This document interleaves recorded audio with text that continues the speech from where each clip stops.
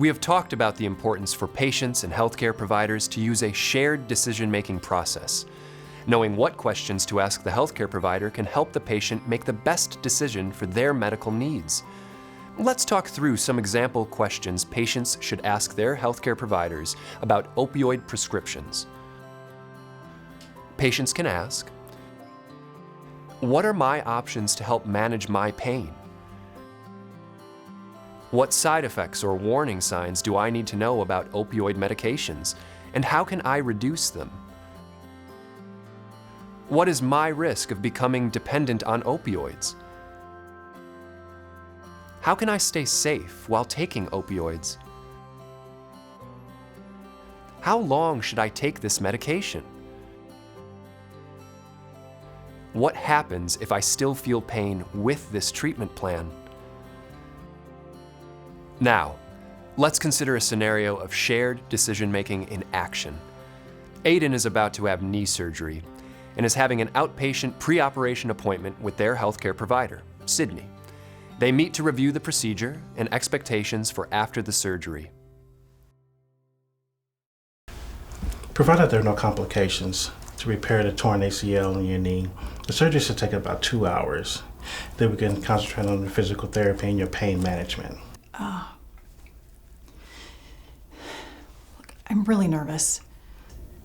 You know, it's understandable to be nervous. Are there any questions I can answer for you to help you feel less nervous? I'm not sure. Yes, Aiden?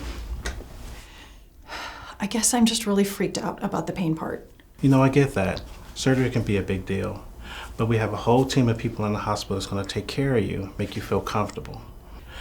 We may need to keep you overnight, but we may be able to get you out the same day. I get that, but what am I going to be on for the pain? Am I going to be totally out of it? I hear so many awful things about how dangerous these painkillers are, and I don't trust the stuff. I don't want to be one of those people who gets hooked and, starts shooting up heroin or something. I get it. So you're concerned about being hooked or dependent on pain medication, is that right? Well, that can happen, right? My friend Taylor from work said that's what happened to his mother, and she was the sweetest woman ever. I mean, isn't there something else I can do or take for the pain? You know, I'm glad you're asking me these questions, Aiden, because there are some people that become hooked or dependent on pain medications such as opioids. If you're prescribed opioids, it will only be for a short period of time. Why do I have to take them at all? You're having major knee surgery, Aiden. You will likely have significant pain as you recover. You know, we want to manage your pain from the beginning so you can begin physical therapy to help you heal quickly. You know, that could mean taking prescribed opioids from the start. Okay, but how can I stay safe on them? I mean, how long is it going to take me before I get hooked or dependent or whatever? I mean, what's my risk? Everyone has a different tolerance for pain. It's hard to know what you'll experience as you heal.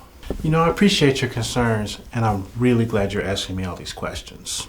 You know, and if you still have questions after the surgery, I encourage you to contact the office, and we could talk more about it and adjust as you heal. Adjust? So my pain management plan can be flexible? Absolutely. We'd adjust at every step as you recover. Let's keep talking about this and make sure we're on the same page. In this scenario, we saw Aiden's concerns about opioid dependence after surgery. Aiden's healthcare provider, Sydney, initially thought Aiden's anxiety was about the surgery itself. Aiden was then reluctant to talk about the source of anxiety. This could have led to a misunderstanding and a missed chance to address Aiden's real concerns. However, in this scenario, we saw things turn around for a positive outcome. Aiden communicated the specific concern about opioid misuse risk, and Sydney responded with care and understanding. Instead of dismissing Aiden's worries, Sydney encouraged Aiden's questions. Sydney also offered to keep checking in to make sure they were both comfortable with the pain management plan.